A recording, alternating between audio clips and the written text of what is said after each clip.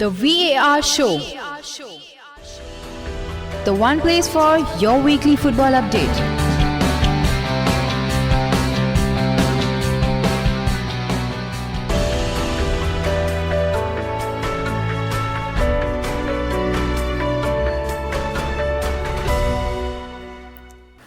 Hola, very warm welcome to the VAR show. The show which talks about all the various major football leagues in detail. Today we are going to continue a theme of interviews, and we have a very dynamic young coach from all the way from land down under, Australia.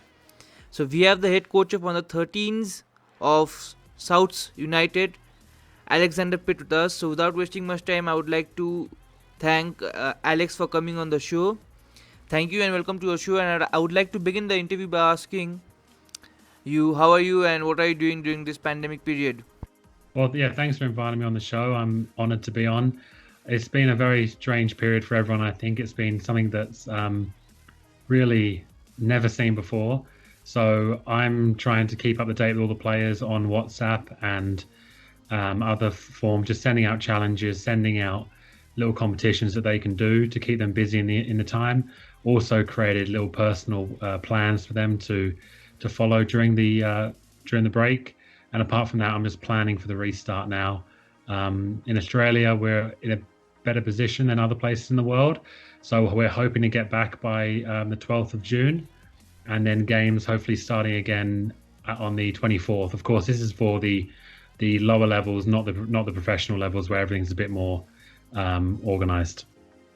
So, you're very young, like in terms of a manager, right? Your age. You have players like just maybe starting their career, and you are a manager. What made you get into management at such a young age?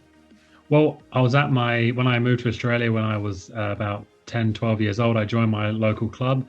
I played all the junior ranks there. I played for the first team there in the Premier League in Australia. And I just had a feeling that I wanted to pursue coaching. I want to pursue management. I enjoy it so much. You can't beat playing, and so I still play today, but I really just enjoy the coaching side of it. Last year when I was coaching a senior men's team, and my oldest player was 38 and my youngest player was 17. So I'm only 25, and so I had to really rely on you have to use the players' experience around you. You don't just go, oh, I'm the manager, so I'm the boss. You talk to the players, you use their experience, and you learn off them as much as they learn off you. So, for many of us who are not from Australia or nearby, we do not know much about the footballing culture there. We know, you have someone like Robbie Fowler coming in once in a while, and you have the profile of the game going up massively.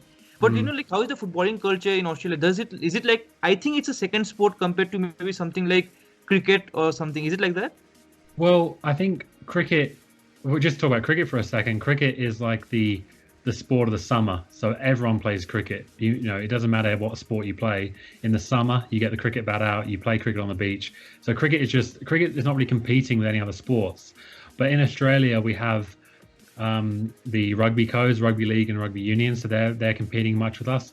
But Australia soccer, as people call it here, or football in Australia, is actually the most participated sport in Australia. So I think it's got about 1.7 million participants. And so it is a popular sport. However, there is, to be honest, there's a bit of a media bias towards AFL, towards rugby in this country. Soccer is always pushed, to the bottom in that regard. And it is improving. We're really trying to push the profile of football here. And it is improving, but it's still very tough. A lot of people decide to play soccer until they're 12. Then they want to play rugby for a few years. Then they realize it's too physical for them. They come back. But also you have to admit that Australia is a very multi-sport country. A lot of people play so many sports during the year. They play soccer for a team. Then they play touch rugby on a Friday night, and they play cricket in the summer. And so people here play lots of sports at once, and that's what we have to accept. And then they're surfing as well. So there's we have to accept that, and we have to also accept that we're not like in Europe where football is football. Everyone plays it all year round. No matter what, they're on the streets, they're playing, they're at the park, they're playing at the club. So it's a bit of balance between making sure you understand that in Australia, it's not, people do lots of different things. The other thing is, because Australia is a relatively new country, we had a lot of Eastern European and European Italians or Greeks came into the country about 50, 60 years ago. So in the old days, about 20, 30, 40 years ago, we had a very strong national league, the NSL, and a lot of the clubs were run by ethnic groups. So we had the Greek club, you had the Turkish club, you had the Croats, the Italians. And what happened is in 2005, they wanted to start a new national league. And so they've created all these new clubs and they have no history. They're not connected to anything. And so a part of the problem is that you have these new clubs in Australia, which they're no history. They're just, sometimes they're just businesses, they're marketing, they're just faceless businesses. And the people in charge are trying to create a culture with them, but it can be very hard when there's no actual, history, when the league's only been around for about 15 years now. So that's a little bit of the culture here in Australia. It's definitely different to other places in the world, I imagine. So, you have worked massively in the youth setup in various teams in your career. So how is the youth football in Australia? How is the infrastructure, and do the footballing board, do they have grassroots programs going on? So football in Australia is a very for rugby, for example, in Australia, you have the NRL, which are the rugby league, the Association of Rugby League. They set up camps, coaching camps. They go to schools, they do visits and all that stuff here. But in regards to Football Federation Australia, they don't run any sort of those little camps. We have programs that the clubs run and that private companies run in terms of coaching. So there's no sort of national body trying to organize coaching things for young kids. It's all done through clubs and private companies. So the culture here is very, it sometimes feels a bit too secretive, for example. So as a coach, for example, I like to share, when I talk to other coaches, I like to share my sessions. I like to, talk to them and learn about what they're doing, learn about, but it feels here that clubs and coaches here are very secretive. They don't want you to know what's happening at their club. They're not going to tell you anything. They don't want to tell you any sessions they're running. They don't want to tell you any numbers. They just want to look after themselves. And that it feels the same across a lot of the administration in football and everything like that. But in terms of facilities and infrastructure, Australia is a very big country and we have endless amount of space. And so the fields here, there are great fields here. There's a lot of equipment. There's the facilities are great for coaching, but sometimes Australia is a very expensive country, and so the costs of playing football here are, it's so expensive. For example, to play in the highest elite youth level in Australia, the NPL, for an under 14, under 15 player, you're looking at paying between $2,000 to $3,000 for a season. And a season, what that gets you, and the reason it's so high is because the Football Federation Australia say that the coach of that team must have a C license, a national C license, Asian C license minimum, and then you must have at least 3 training sessions a week, and then you have games, of course, on the weekend. And so the thing is that even with that, the NPL players, the elite youth players, are still only playing about 20 games a season, which it's just not enough. So you're training a lot, but you're not playing enough. And then kids here in Australia also, as I said before, they don't play as much on the street. They don't play in the park as much as in Europe. They play street football there. You've got kids who are just coming to play football, and they always have a coach. It's 3 times a week. There's always a coach there. There's no sort of free play. There's no street play, and that's another challenge that Australia has in terms of growing. But to be honest, if there was a foreign coach, a youth foreign coach who wanted to come to Australia, I'd say, come and try it out. It's going to be surprising for you in some aspects, but it's also going to be very rewarding because people here value they value expertise, they value experience, and you could definitely have a very rewarding time coaching in Australia at the youth level. But just be prepared that it's a very grafting and long road to get to a full-time role, which is, it's so hard to get to a full-time coaching role in Australia. So, moving on from the grassroots level to women's football, how is the women's football in Australia? Like all around the world, it's developing, okay, and still in its infancy stage. So, how is it in Australia?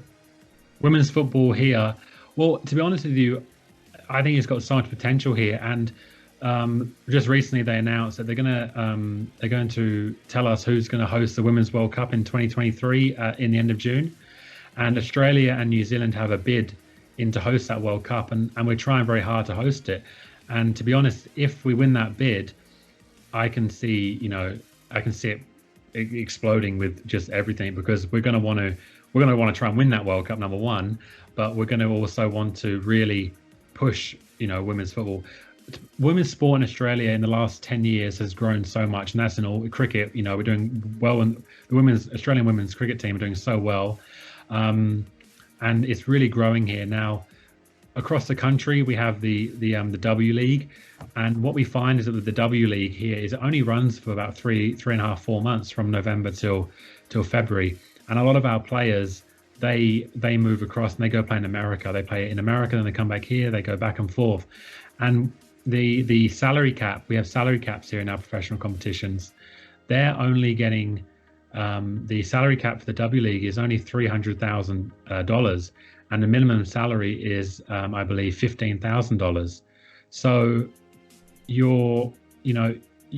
it's not enough money to be a professional women's player here. You're not going to make enough money just playing in the W League. It's only $15,000, which is nowhere near enough to live. So a lot of these players have other jobs. Then below the W League, we have the women's NPL, and the NPL is a state competition in every single state and territory, and these are semi-professional or amateur competitions. So women's football in Australia is growing. I think women's sport in Australia for the past 10 years has been growing exponentially. We have success in the cricket. The women's won the World Cup in the cricket. The football, the women's football team are doing pretty well. I think they're ranked 5th in the world. So we're having a lot of success there. It's just the media coverage is increasing with that. However, there are problems in terms of, we have the W League here, which is a professional league for the women, and they only play for 3.5-4 months, which for a professional league is probably not the best. The reason they do that is so they can allow these these top women's players to go play in America as well, because the seasons they don't overlap there, which is good. But the problem is that the league is only as strong. These players are coming and then they're going. They're coming and they're going. They're not actually increasing the level of the game here in Australia. So a lot of people these days are saying, let's move the W League. Let's move it to a winter competition from about February until October. And what that will do actually is it will promote more players from the level below, the NPL, into the W League. And it will hopefully over time, of course not short term, 5 years, it'll increase the quality of the competition here. Because we have to accept in Australia that both for men's and for women's, we're just a springboard league. We're not, we get our young players in, they play a season or two, and then hopefully they go overseas and play in Europe, or they go and play for the women's in America. So we have to accept that, and we can't always say to ourselves, we want to be the best league in the world, because we know how hard it is. You're not going to beat a European league in the men's, and in the women's, you're not going to beat the English Super Leagues coming up now, but also the American League. You're not going to beat those leagues. So let's be a springboard league, but let's increase the talent of our women here. And so what that means is, for 4 months of the year, there are 180 women who are professional. But in saying that, they're not really professional, because the salary cap is $300,000 for the W League, and it's about an average of about $15,000 to $18,000 per player, which for 4 months is probably the same as a regular job. So it's not and that's only for 4 months. You have to work the other months of the year to actually get a living in. So it's not enough money. In the NPL, the level is pretty high, but that level depends on the players, on the clubs, professional clubs that you have around you. So, for example, in Sydney, there's Sydney FC, and a lot of the players there, they drop down and play in the NPL while the season or W League season is off. So that increases the quality of the league because you've got these good players coming back. Same in Queensland, you've got players coming back. But what you also find is that for the W League, most of the players actually are in Sydney and Melbourne, and they travel and go live in the town where they're playing football for 3 months, and then they go back home. So in places like South Australia, for example, and in Queensland even then, the level is high, but you've still got players who are amateur, at an amateur level. They're still working 5 days a week, and they may get some money for some games, but it's not enough to feed the family really. The coaching levels in the women's game is increasing. Of course, you need to have a C license minimum to coach in the NPL and a B license to coach, I think, a senior team here, which is good. However, coach education here and the cost of getting one of those licenses is so hard again. So, it costs for a C license, it costs about $2,000. So you think if we want to, it's an investment you make, yes, but not everyone can make that investment. Not everyone can, they're already committing the time to coaching 2-3 times a week, game day. That's 4 days a week. And then they've got to commit to a coaching course, which takes 2 weeks of time, and then the money as well. There's so many factors in football here that really need to be looked at. But overall, I think women's football here is growing. I think if you were a coach overseas and you wanted to coach in women's football, I think, here's a great place to go because it's such a rewarding experience. I love it. The facilities are always great up there. They're very, everything's equal here. So, for example, at our club, the men and the women, we have, everything is divided evenly. There's no sort of, no sort of nepotism or anything like that. So, since you've worked in both men's and women's, which one do you prefer working with? I can, I don't think I prefer either. It's a very weak answer, but I like both. I think what I do like is working towards, I enjoy development. I do enjoy developing players. I like seeing, and especially I feel with the 13s I have at the moment, over a season, over 6 months, you can see the growth in them. You can see the improvement. It's rewarding because I learn about the player first. I understand them. I actually understand what they want to improve, what they think they want to improve, and I help them with that. And you see it. Sometimes it's very hard because it's so slow at the start. It's it's very slow to pick up, and then once they get it, it's like a light bulb. It switches, and they increase in skill level in everything so quickly, and that's great. Last year I had such a good season in the senior men's. We so won the season. We came second, got to the grand final. It was a great group of people, and to be honest, that's probably what it is. I enjoy working whatever level it is, but it depends on the people there in the administration, in the club, the players. I like creating a culture of the team, a feeling, a people who want to work together to improve, to get better, to try and achieve something, to win a league potentially. But also at the end of the day, I enjoy the feeling is that maybe I'm 5 years down the track, I'm coaching another club, or I'm out shopping in the shopping centre, and I see a player and they go, "Hey, how are you?" And we actually have a conversation and reminisce about the time because we respect each other. We understand we went through something together, and we both saw that both people were working towards, the other person being better. And so that's what I enjoy. Long term, I think I want to work in senior football where I like to work towards 3 points. I like to win 3 points. I like to win home games on the trot. I like to fight for away results. That's what I enjoy doing. I enjoy creating plans for each team, analyzing opponents. I enjoy that. Of course, in the youth level, you've got to take a step back from that and actually analyze your own team, analyze your own players, and help them individually. Because at the end of the day, my job is to improve the player at development level, so that the next coach who has them can improve them their bit. And so when they get to senior football, that coach is not trying to catch them up. That coach has got a player there who's who's a jack of all trades, who can do what is required for the team. So we'll move now slightly into your coaching career. You have worked as a goalkeeping coach with Kingscliff Bulls, I guess, in various age groups. So how do you plan your sessions, like as a goalkeeper coach? So I think it depends on, you got to look again. I see a goalkeeper coach in a senior level. Let's talk about that. I look at the opponent, because I try and keep close contact with the senior coach, and I also try and of course you watch all the games, and so it depends on the opponent you're playing. So you've got to look into that opponent and know what their strengths are, and know what they try and do to score, and then you work on those things during the week, to prepare the goalkeeper for that, because you can't just do the standard. You can't do standard reaction crosses, everything the same always every week, because every team plays differently. And maybe 1 week your head coach tells you we're playing a high line this week. Be prepared for balls over the top, and you've got to get your goalkeeper prepared for that. It's just like coaching the tactical element to a player for a game plan. Same for the goalkeeper. The goalkeeper's got to be aware of what the team are trying to do, what the other team are trying to do, and you coach that within the session. And also then you've got to be aware, what are your team trying to play out from the back? Is that what your team want to do? Is the head coach has got to talk to the goalkeeper and see if the goalkeeper is comfortable with that.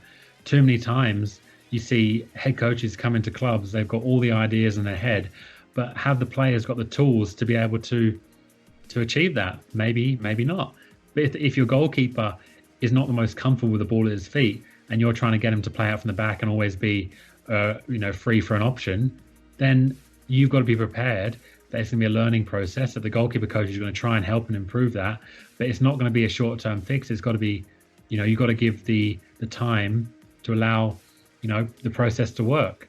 So a goalkeeper, I enjoy, I like being a coach, I like being a head coach, I like being a manager, but a goalkeeper coach is also very rewarding and very specific, and I enjoy that.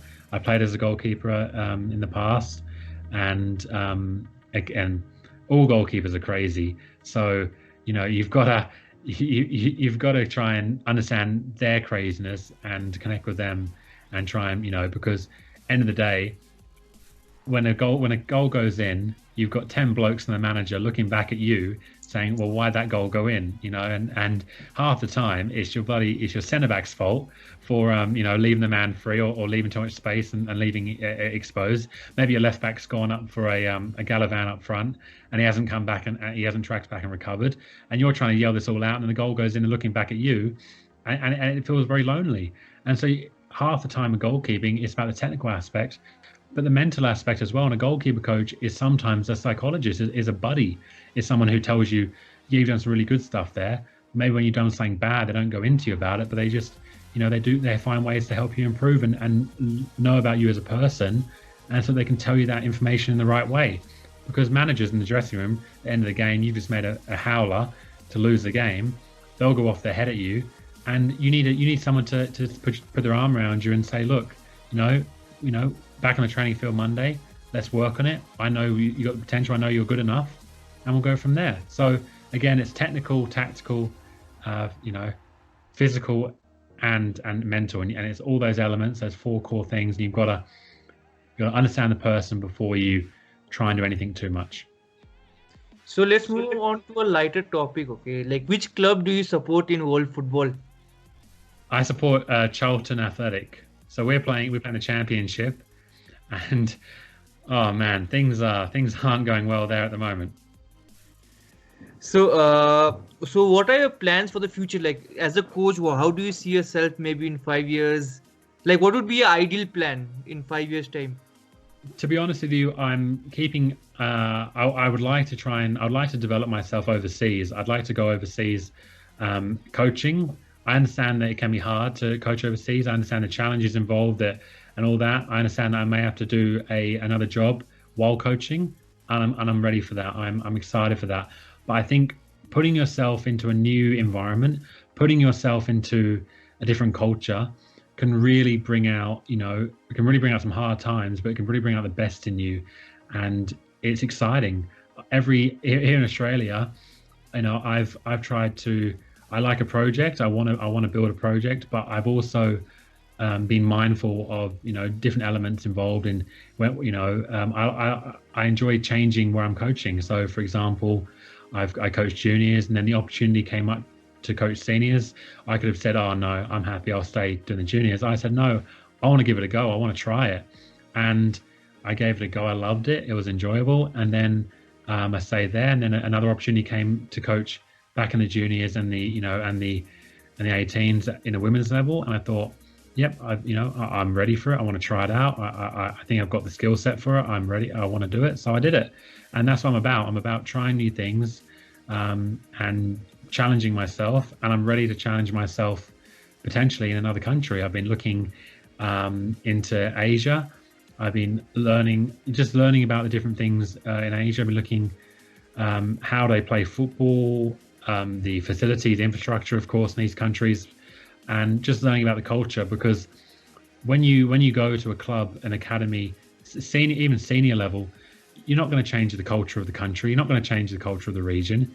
All you're there to do is to improve the players, either in development or to improve the team to get results, and that's what you got to do. So you're not going there to try and change anything. I read about, there was a coach, I think it was in Bangladesh, and he had the best intentions in the world, best ideas. He went in there, he wanted to try and get the nutrition of the players better before games, and he was like, well, let's have pasta, because pasta is a great thing to eat. But the players not receptive to that, because in Bangladesh, it's rice is what they eat. Rice is a staple, and so you have to adapt your ways to the culture you're in. And I'm ready to do that. I'm well traveled in terms. I've been a lot of places in the world. I enjoy connecting with other people. I enjoy, talking to other people and just learning, understanding. So, in 5 years, I want to be moving up at either an association overseas or at a club, an academy overseas, and go from there. I'm happy. I understand that you got to start at the bottom and work your way up. I'm happy for that too. I'm not going to go in there and say I'm this big shot or blah blah blah blah blah. I'm ready to put in the hard work, put in the time, the effort, and people if someone gives me a chance, they'll see what I do. They'll go, yeah, I like that, and maybe I'll go from there. If they don't like it, that's okay as well. I understand that everyone sees things differently, and that's okay too. So on that note, Alex, I'll ask you one final question. Whom do you prefer, Lionel Messi or Cristiano Ronaldo? I'm going to get some hate for this answer, but I can't beat Ronaldo. I just, something about him. Now, maybe that's because Manchester United, I enjoyed watching Manchester United from 2003 to 2010 before Ferguson went. But Ronaldo is just such I don't know, he just feels so powerful when you watch him, and he just knows something's going to happen. When I watched the World Cup, I went to the World Cup in Brazil. I saw Messi play, amazing, beautiful. When I was watching the last World Cup on TV in Russia, that 3-3 draw, Spain versus Portugal. Oh, Ronaldo just pulls something out, and he just his way he acts as a person.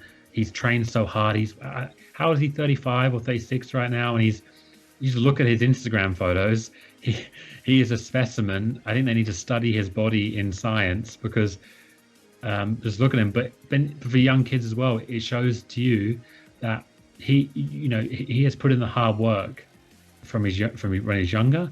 But then as he got older, he realized he's got to keep putting in that hard work. He's got to keep looking after his body, because he wants to score the most. I think realistically his goal is to score the most international goals. And I think he's about 10 or 15 off at the moment. So he's got to keep playing for Portugal. And international games are maybe going to be off for a few years now. So he's going to keep having to stay fit and well. And yeah, I just like Ronaldo. But Messi is also, you can't separate them, can you? What do you think? I don't know, like both are good. It depends on which team you have and what your team is capable of. For me, then you could choose one of the other. I think a good question for a coach is, what coach do you like the best? I think because every coach is different, but I like Simeone and the just the raw the dog. Oh, what do you call it? It's just like they're snapping at your heels. They're not going to let anything happen. They're gonna stay like composed. They're gonna stay in their shape. They're not gonna let you get anything. And then when they want it, they're gonna attack you. They're gonna go fast. They're gonna go hard, and they're gonna make you pay up. And then of course everyone loves Mourinho from the back in the day. But now I think Klopp is the man. He is. I think he's amazing. I think he's the greatest manager in the world at the moment. I like Klopp. He's just such a great guy as well, isn't he? Yeah, he's an amazing guy, and he's achieving amazing results with Liverpool. So And you had a throwing coach on your yeah. and it shows you that he can still be the best, but he's always trying to innovate. He got the guy in. He said, "Show me what we can do in half an hour." He did it. And he's like, yes, I want you on my team. I need you. And the results are there. Liverpool have scored, I think, the most goals from throw-ins, directly and indirectly, of any other team in the Premier League. And innovation results are there. So on that note, Alex, thank you so much for talking to us, and we wish you all the best for your future endeavors. Hope you achieve whatever you want. Go to a foreign land and maybe achieve your maximum potential. And we wish you win all the possible trophies as a manager, and hope we can talk again soon. Thank you so much for talking to us. Thanks so much. I hope to talk to you again soon.